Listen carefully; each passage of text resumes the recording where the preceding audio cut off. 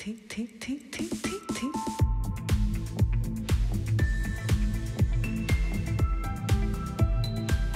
Culture, bienvenue au club. Sébastien Thème.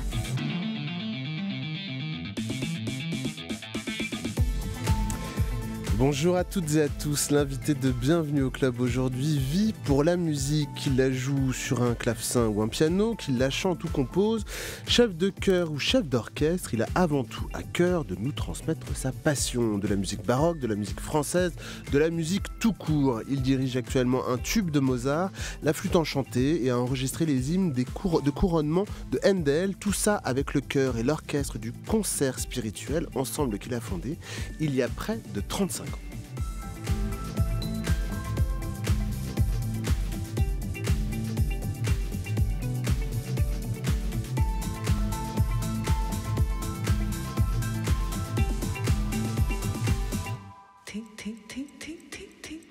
Bonjour Hervé Niquet. Bonjour Monsieur Sébastien. Bravo, mais quelle voix! Ah mais oui. Merci d'être avec nous pour nous présenter un conte de fées, une féerie de Noël, La flûte enchantée de Mozart, que vous dirigez actuellement à l'Opéra Royal de Versailles jusqu'au 1er janvier, c'est-à-dire jusqu'à dimanche. Un opéra à voir en famille, ou en tous les cas où toutes les générations peuvent se retrouver autour d'un spectacle. En français déjà, flûte alors? Bah, pourquoi pas, hein? Pourquoi pas, je vous fais une réponse de jésuite. Mais moi je me souviens... Pas trop de réponses de jésuite, s'il vous plaît. Je me souviens quand j'allais à Londres, j'avais 20 ans, 25 ans, pas trop de sous, j'allais à l'English National Opera, et pour 5 francs, on pouvait, assis sur les marches ou debout dans le fond, écouter « J'ai entendu Carmen en anglais, les Vêpres siciliennes de Verdi en anglais, Othello en anglais, La Traviata en anglais ». Et les gens participaient vraiment. Alors là, quand le directeur de l'opéra, Laurent Brunner, me dit dis donc, on va faire la flûte, mais alors en français. Alors je lui dis que t'es dingue, pauvre garçon, on va se faire descendre et tout ça. C'est ce qui se passe à Versailles, vous voulez dire Et il me dit mais non, d'abord j'ai peur de rien, et puis tu verras, ça va marcher. Et quand à la sortie, le metteur en scène, Julien Lubeck, était dans la foule qui sortait, il a vu... un papa avec ses 3 garçons, genre 8 ans, 10 ans et 13 ans, quoi, l'âge bête. Apparemment, il les avait traînés au spectacle. Et il leur demande, alors c'était bien l'opéra? Et tous les 3 le regardent, ils disent, c'était pas un opéra, c'était un spectacle. Écoute. Et je pense que c'était gagné. Le pari de Laurent Brunner est gagné. Et c'est vrai, moi, j'ai vu des chanteurs l'apprendre par phonétique, en allemand, et pas avoir d'à-propos parce que l'allemand est une barrière quand même. Ils ne sont pas tous comme ça, bien sûr. Mais alors là, que tout le monde parle et blague en français parce que c'est une comédie, c'est pour les gamins. Et hier, j'ai vu une dame qui est passionnée d'opéra et elle me dit, mais j'ai pas fait d'effort, j'étais comme une gamine devant un magasin de bonbons. Eh ben, c'est gagné. On va écouter justement un extrait, c'est l'air de Papageno, l'oiseleur enjôleur qui trompe son monde avec ses appos et surtout les oiseaux. Écoutez.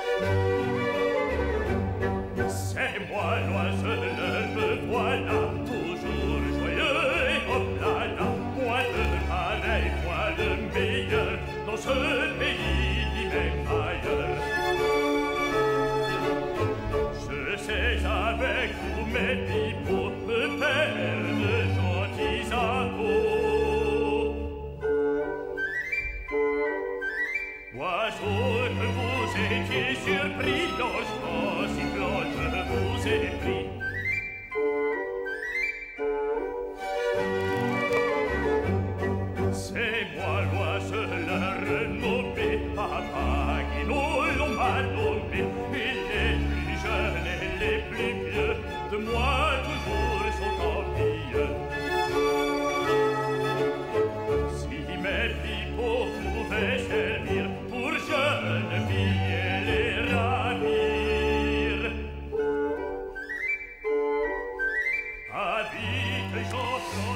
L'air de Papageno, extrait de cette flûte enchantée en français à voir jusqu'à dimanche, inclus à l'Opéra Royal de Versailles. Et vous pouvez aussi vous procurer le coffret CD et DVD. La flûte enchantée, ça représentait quoi pour vous, Hervé Niquet? Je me suis toujours méfié des opéras de Mozart. Pourquoi? Je suis un impatient, je trouve ça long, puis il y a toujours des histoires d'amour, de machin, on comprend pas qui aime qui, et puis qui trompe qui, avec quoi, puis il se déguise, et puis oh là là, ça me fatigue. On a déjà ça dans la vie réelle, voilà. Mais alors là, de tomber devant un truc pour les gamins, parce que c'est vraiment pour les gamins, et puis je vois dans le public les gens plutôt à tête blanche rire béatement. Et puis Il raconte quoi, ce spectacle, justement? Qu'est-ce qu'il raconte, cet opéra? Alors là aussi, c'est un mixte d'initiation franc-maçonnique, parce que c'est l'époque où il est passé franc-maçon, il est devenu franc-maçon. Donc il y a la numérologie, il y a tout ça, le symbolisme.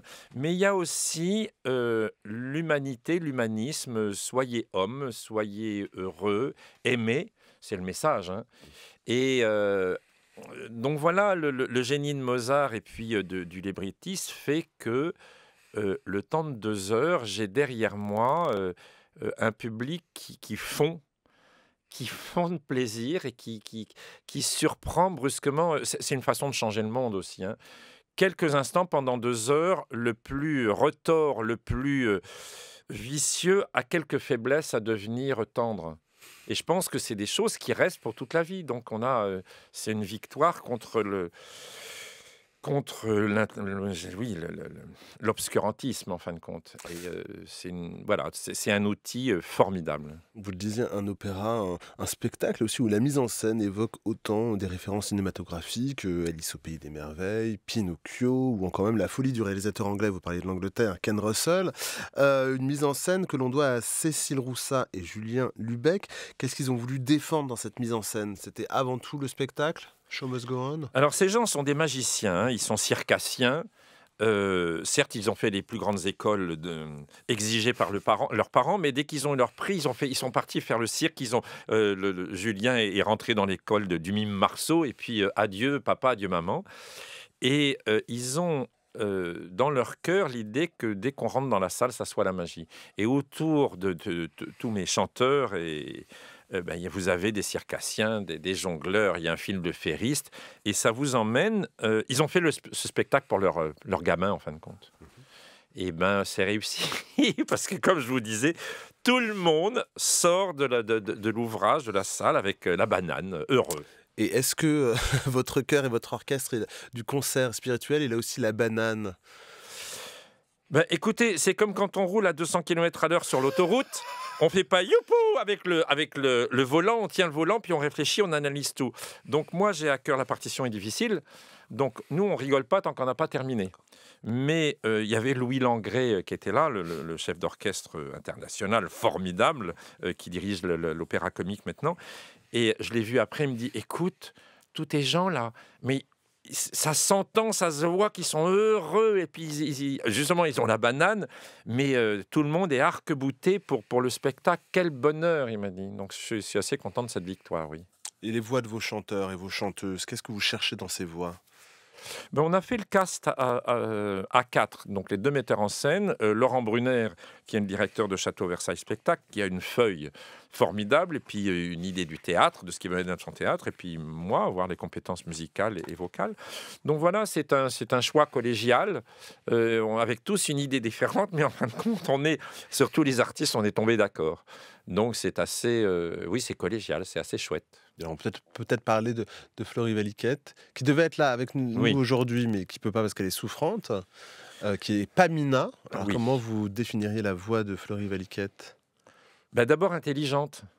À chaque fois, j'ai fait beaucoup de choses avec elle, aussi bien du Saint-Saëns que de la musique contemporaine, etc. Mais c'est d'abord l'intelligence qui transparaît, et elle s'empare du texte, et elle est au service d'eux. Et ses soucis, elle les laisse à la maison. Alors là, le souci majeur, c'est qu'elle était un petit peu souffrante, comme notre reine de la nuit, mais je ne l'ai pas entendue pendant une semaine, jusqu'à hier soir où j'ai découvert sa voix, mais elle a assisté au travail, tout était comme j'avais demandé. Donc c'est une artiste au service. Et puis elle est touchante dans Pamina, même avec la fragilité de ne pas avoir chanté pendant une semaine, mais de se préserver pour ça. C'était très émouvant. Les gens, après l'air de Pamina du deuxième acte, un tout petit silence dans la salle avant que je continue. C'était donc voilà, c'est une très belle artiste québécoise qui vit en France et qui est charmante, vraiment formidable. Je le disais, vous êtes un grand amoureux de la musique baroque. La musique baroque, c'est pour rappel des faits, ça s'étend du XVIIe siècle au milieu du XVIIIe siècle. Monteverdi, Rameau, Handel.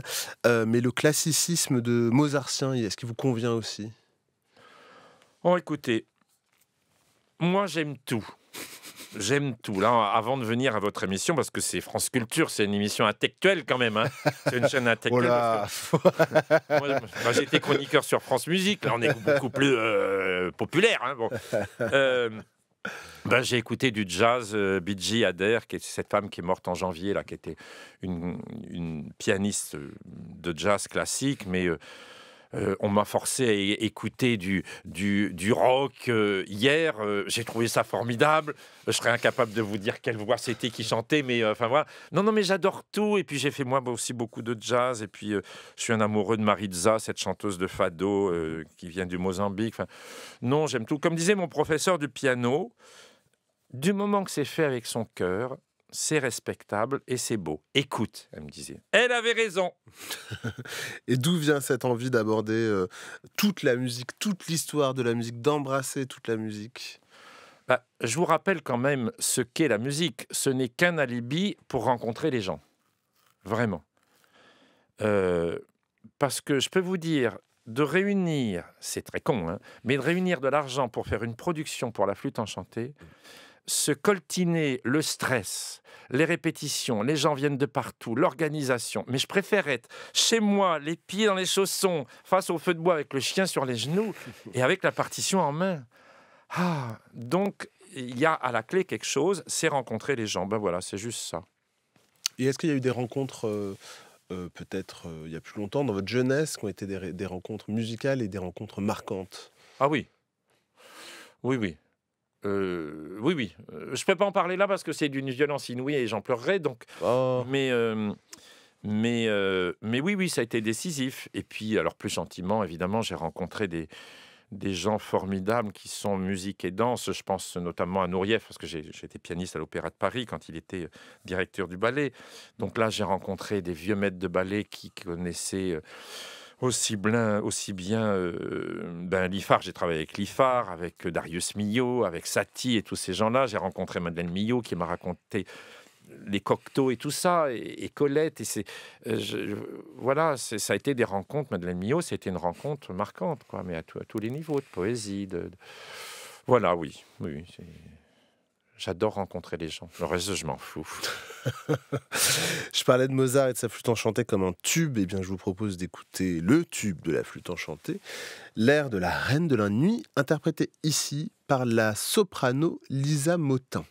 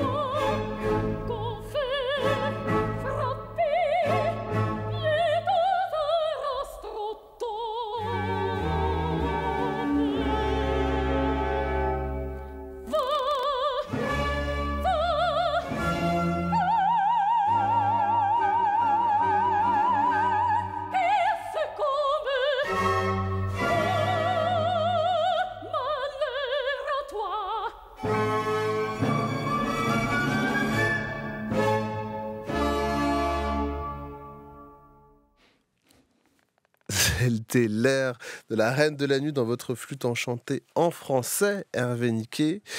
Qu'est-ce que c'est qu'un tube musical pour vous? Ben, c'est un truc qu'on a dans la tête, on se demande pourquoi. C'est un genre de... Alors, il y a plein de paramètres qui brusquement coïncident. Une facilité, une émotion, une rythmie, un texte qui va avec. Euh, J'allais dire presque une action sociologique, et c'est le cas pour la flûte. Euh, c'est la coordination d'une histoire qui va émouvoir tout le monde, d'un matériau musical, d'une rythmie. Quand arrive l'air des clochettes, mais le plus méchant des cons qui est au fond de la salle, il craque, parce qu'il se retrouve quand il a 5 ans. Donc, voilà, c'est... Et puis alors, si on parle des tubes, des grandes chansons de Barbara ou de Brel, c'est la même chose, c'est exactement la même chose. Ça serait quoi votre tube musical à vous qui vous aurait donné envie de vous lancer en musique? Vous vous Oh souvenez? non, je peux pas vous dire ça. Ah Ah ben non, là non, non. là. Chez mes parents, il y avait 2 disques. Il y avait Soleil, Soleil avec Nana Mouskouri. Et il y avait... Alors là, j'ai honte. Allez-y, Vous irez n'ayez sur pas YouTube, honte. regardez. Il y avait la 40e de Mozart, arrangée par Valdos de los Rios. Et là, vous allez voir sur YouTube la vidéo. Non mais j'ai honte. Ah, c'est extraordinaire. Et bien, c'est ça qui m'a donné le goût de la joie avec La femme aux lunettes, Nana Mouskouri et Soleil, Soleil. Et puis cette 40e de Mozart que j'ai mis, quand j'ai entendu ça, moi j'avais 6 ans, 7 ans, ben, je l'ai dirigé il y a 3 ans pour la première fois avec l'Orchestre symphonique de Montréal. J'avais jamais osé y toucher. Parce qu'il y a il y a une rythmie, il y a une caisse claire derrière, il y a une guitare électrique. Et voilà, ça m'a forgé. De Soleil Soleil à l'Opéra du Roi Soleil. Ouais, tout simplement. Oh là là, on voit qu'on est sur France Aïe, Culture. aïe, aïe, aïe, aïe, aïe. Une carrière musicale qui vous a amené dans le monde entier, pas qu'à Versailles, et jusqu'à Venise. Vous avez participé à la création, l'élaboration d'un endroit magique dans un petit palais ravissant. C'est le Palazzetto Bruzane.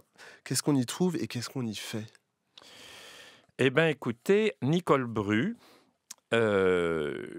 qui est la mécène du concert spirituel depuis 35 ans, m'appelle un jour en me disant « Écoutez, Hervé, j'ai acheté un palazzetto à Venise. Est-ce que vous avez une idée ?» Je lui dis « Oui, Nicole, ça fait 20 ans que j'ai une idée. » Et je lui ai dit « Écoutez, vous êtes une grande mélomane, sauvez la musique française du 19e siècle, parce qu'il n'y a rien qui est fédéré pour sauver ce patrimoine. » Elle me dit « Vous êtes fou. » Je lui dis, il en faut. Bonne réponse, me dit-elle. Et donc, depuis 12 ans, le Palazzetto Bruzane existe. Le directeur artistique scientifique, c'est Alexandre Radvicki. C'est un tsunami musico-sociologique. Rappelons que tous les éditeurs historiques français du 19e siècle ont été rachetés par les Américains et les Allemands. Et aucun travail n'a été fait. Et c'était très difficile dans le monde de jouer de la musique française 19e parce que les éditions étaient moches, anciennes, pas facilement accessibles. Eh bien, le Palazzetto Bruzane a mis tous ses chercheurs sur les pistes, évidemment, des manuscrits, les éditions, la diffusion. Et il n'y a plus un théâtre en France qui n'appelle pas le Palazzetto Bruzane pour faire l'Opéra de Paris en premier, pour faire des productions.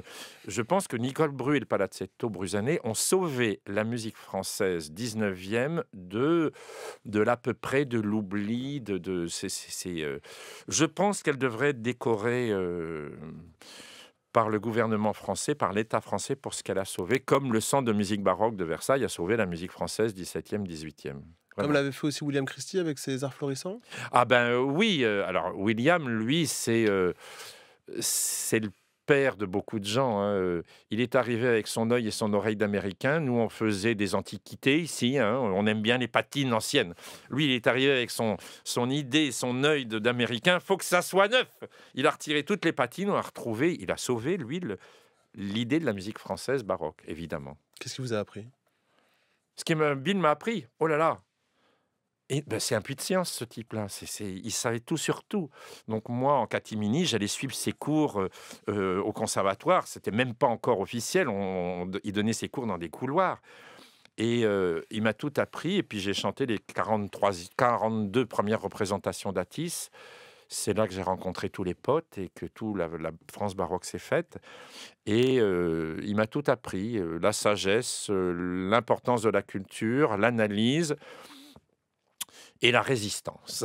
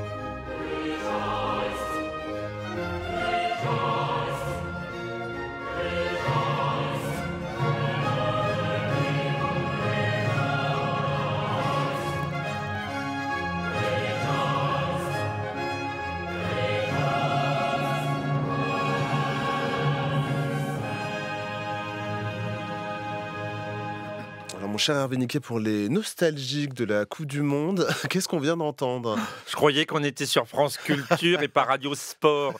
Non, ce n'est pas le générique de la Ligue des Champions, c'est tout simplement la musique composée pour le couronnement de Georges II par Monsieur Handel. Et j'avoue que moi, j'ai une passion pour Handel. Et je me dis, bon, ça, c'est rarement joué, c'est rarement enregistré, ou un peu pompier par les Anglais, plutôt victoriens. Je me suis dit, bon, on va faire ça. Et j'ai découvert une partition, mais flamboyante, le sommet du génie de Handel. Et comme seuls les Anglais savent le faire, ils ont un goût quand même. Vous étiez, je suis sûr, vous étiez à la télévision lors de l'enterrement de la reine Elisabeth, à scruter. Ne me dites pas non, c'est vrai. Bon. Je n'ai rien dit, j'opine. On est fasciné par ce génie de l'apparat et de la. Ah bah oui. Eh ben, Handel, c'est le sommet de ça. Il a mis son génie au service de la. Alors là, l'idée de la musique, outil du pouvoir, c'est évident. Et c'est d'une difficulté pour l'orchestre et le chœur, mais c'est une jubilation instrumentale et vocale. Et là, j'ai trouvé le plus beau du Handel. Vraiment, je donne tous les opéras de Handel, les opéras seria avec des ans, où tous les solistes s'enquillent les uns après les autres, pour ça. S'il n'y a que du chœur, il n'y a pas de soliste, il n'y a pas de malade, rien du tout. C'est sonore, c'est une jubilation, c'est la joie. On est tous ensemble. Ah, c'est formidable. Waouh. Et donc tout ça, ça se retrouve sur l'album Coronation Anthem, qui est sorti chez Alpha Classic, c'est ça? Oui, et même les Anglais nous ont donné des récompenses. Un peu jalousement, mais ils étaient épatés quand même, les roast beef. Vous retrouverez Mozart à la rentrée au mois de janvier, dans quelques jours, à l'Opéra National du Capitole à Toulouse. Oui, une jolie ville. Oh là là, Dieu que j'aime cette ville. Et alors, ça sera la première fois que je dirigerai l'orchestre du Capitole dans la salle du Capitole. On a fait avec Shirley et Dino le Platé de Rameau l'année dernière. Ça a été un énorme succès. Et là, Christophe Christy m'a invité à faire ses Noces de Figaro. Ça sera une prise de rôle aussi pour moi. Voilà, j'ai un peu peur, mais il ne faut pas le dire. Ouais. Mais vous boudez pas votre plaisir, j'ai l'impression. Hein. Non mais attendez, vous avez vu ce qui se passe à l'extérieur là? C'est en plus... on larmoyait à faire notre métier. Ah non, non, non, ça serait indécent. Non, Je non. vous le fais pas dire. Hein. Voilà. Merci beaucoup Hervé Niquet. La flûte enchantée à Versailles, c'est jusqu'à dimanche. On l'a dit, les Noces de Figaro à Toulouse à partir du mois de janvier. Et puis Coronation Anthem, c'est chez Alpha Classique. J'ai oublié des choses ou ça vous va? Non, non, faut que je revienne sur France Culture. Bah oui, bah Vos on fait nouveaux ça. studios sont très jolis. Ils sont chics, hein? Oh là là. C'est pas Versailles. Bienvenue au club, c'est fini pour aujourd'hui. Bienvenue au club, c'est Henri Leblanc, Joseph Julien et Anouk Delfino. Réalisation Colin Gruel. Et à la technique aujourd'hui, Étienne Rouche. À suivre en deuxième partie d'émission, des livres qui se chantent, qui se dansent comme une chanson populaire, absolument. Un hommage littéraire aux meilleures comédies musicales et à nos pop stars.